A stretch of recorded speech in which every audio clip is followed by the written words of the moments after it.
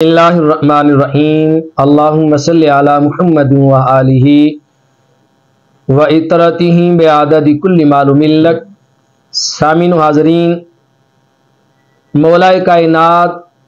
مشکل کشا علی المرتضیٰ شیر خدا کرم اللہ وجہ الکریم، آپ کا علمی مقام و مرتبہ، صحابہ کرام بھی آپ کے علمی مقام و مرتبے کے معترف تھے اور آپ کے علمی مقام و مرتبے کا اعتراف بھی کرتے تھے اور آپ کے علمی مقام و مرتبے کو بیان بھی کرتے تھے۔ چند اصحاب رسول صلی اللہ علیہ وسلم کے اقوال علی المرتضیٰ شیر خدا رضی اللہ تعالی عنہ کے علمی مقام اور حیثیت کے بارے میں۔ یوں تو علی المرتضیٰ شیر خدا رضی اللہ تعالی عنہ کے علمی مقام و مرتبے کے بارے میں تاجدار کائنات سرور انبیاء صلی اللہ علیہ وآلہ وسلم کا ہی فرمان انا مدینۃ العلم وعلی بابوہا یہی کافی تھا کہ جب حضور کہہ گئے کہ میں علم کا شہر ہوں اور علی اس کے دروازہ ہے، اور جس نے شہر تک آنا ہو اسے دروازے سے گزرنا ہوگا،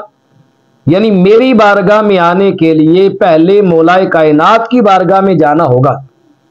اور یہ بات بھی ذہن نشین رکھنی ہوگی کہ جو حضور کی بارگاہ میں آئے گا وہ حضور کی بارگاہ میں تو ایک بار آئے گا، مولا کائنات کی بارگاہ میں اسے 2 بار جانا ہوگا۔ اس لیے کہ جب بندہ کسی جگہ جاتا ہے، دروازے سے گزرتے ہوئے ایک بار دروازے سے جاتے ہوئے ملاقات ہوتی ہے اور ایک بار دروازے سے نکلتے ہوئے ملاقات ہوتی ہے، تو مولا مشکل کشا علی المرتضیٰ رضی اللہ تعالی عنہ تو علم کے شہر کے دروازے ہیں۔ بارگاہ رسالت مآب میں علم کی خیرات اور بھیک لینی ہے تو علی المرتضیٰ سے جاتے بھی ملنا ہوگا اور آتے بھی ملنا ہوگا۔ آپ علم کے شہر کے دروازہ ہیں۔ آپ کی فضیلت کے لیے فقط اتنا ہی کافی تھا کہ حضور نے آپ کو علم کے شہر کا دروازہ قرار دے دیا۔ پھر بھی آپ کی شان میں بہت ساری احادیثیں وارد ہوئی ہیں۔ آپ فتوے اور فیصلے میں علی المرتضیٰ شیر خدا رضی اللہ تعالیٰ عنہ فتوے میں اور فیصلے میں اسلامی علوم کے انمول جواہر پارے تھے۔ حضرت عبداللہ ابن عباس صحابی رسول رضی اللہ تعالیٰ عنہ فرماتے ہیں کہ ہم نے جب بھی کسی مسئلے کے بارے میں علی المرتضیٰ رضی اللہ تعالی عنہ سے دریافت کیا اور آپ نے ہمیں جو بھی جواب دیا، ہم نے آپ کے جواب کو ہمیشہ درست پایا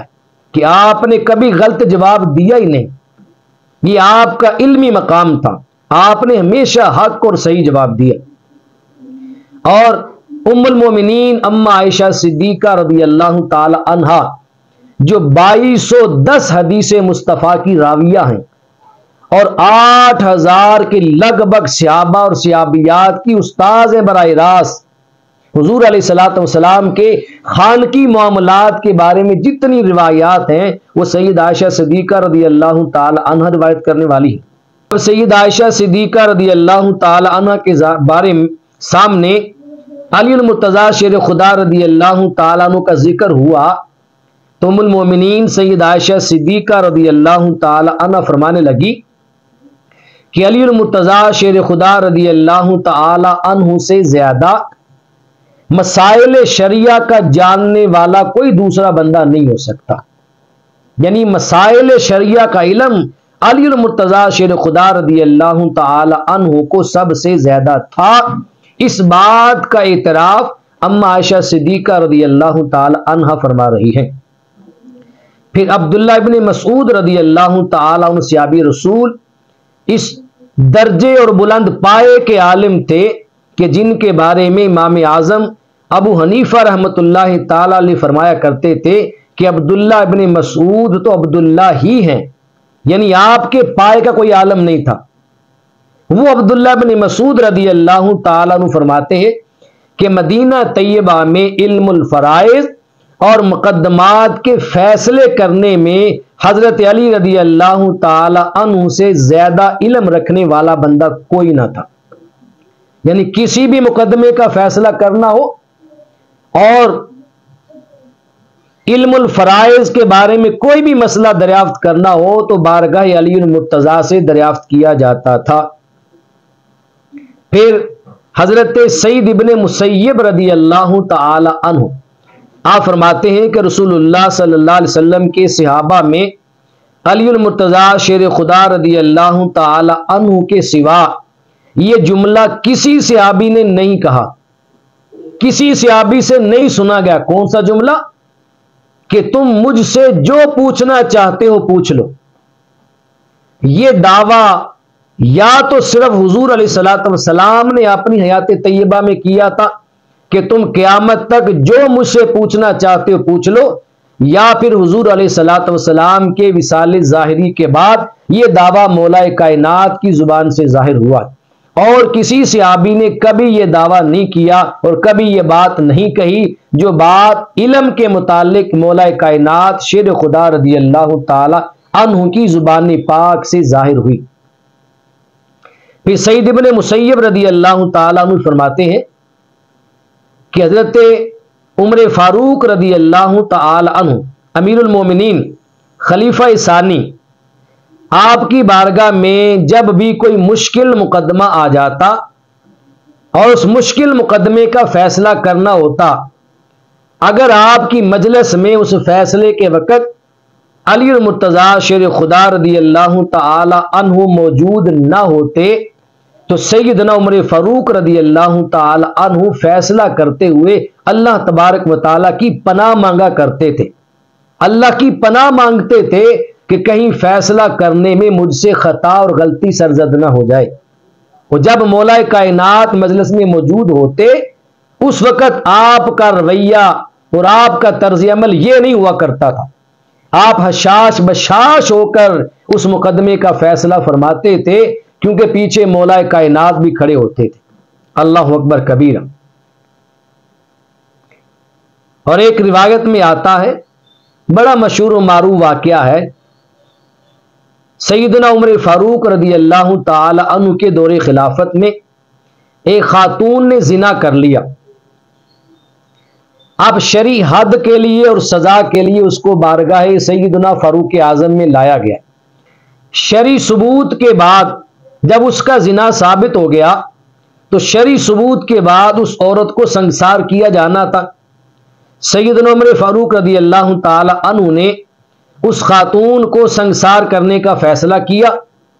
اور حکم دیا کہ اس کو اس کے زنا کی پاداش میں اس کے جرم کی وجہ سے اس پہ حد لگائی جائے اور اس کو سنگسار کر دیا جائے۔ جب اسے سنگسار کرنے ہی لگے تھے کہ ادھر سے مولا کائنات مشکل کشا علی رضی اللہ تعالی عنہ تشریف لے آئے۔ آپ آئے اور آ کر فرمایا، اے عمر فاروق امیر المومنین کیا کر رہے ہیں؟ کہا اس عورت نے زنا کیا، ہم اس کو سنگسار کر رہے ہیں، اس کو سزا دینے لگے ہیں، شرعی حد اس پہ لگنے لگی ہے۔ تو مولا کائنات فرمانے لگے، مجھے تاجدار کائنات صلی اللہ علیہ وسلم کا وہ فرمان آج بھی یاد ہے جو اس کے بالکل مخالف ہے۔ سیدنا عمر فاروق رضی اللہ تعالی عنہ نے پوچھا کیا فرمان میرے آقا کا؟ تو علی المرتضیٰ شیر خدا رضی اللہ تعالی عنہ نے بتایا کہ میرے آقا صلی اللہ علیہ وسلم نے فرمایا تھا، میں نے اپنے کانوں سے سنا، حضور فرما رہے تھے اگر کوئی عورت زنا کر لے اور وہ پریگنٹ ہو، اس کے پیٹ میں بچہ ہو، تو اس عورت کو سنگسار نہ کیا جائے جب تک اس کا بچہ پیدا نہ ہو جائے، جب تک وہ بچے کو جنم نہ دے دے تب تک اسے سنگسار نہ کیا جائے۔ جب مولا کائنات نے حدیث رسول سنائی تو سیدنا عمر فاروق رضی اللہ تعالیٰ عنہ کے رونگٹے کھڑے ہو گئے۔ آپ نے اپنے فیصلے سے رجوع فرما لیا اور اس عورت کو سنگسار کرنے سے روک دیا گیا۔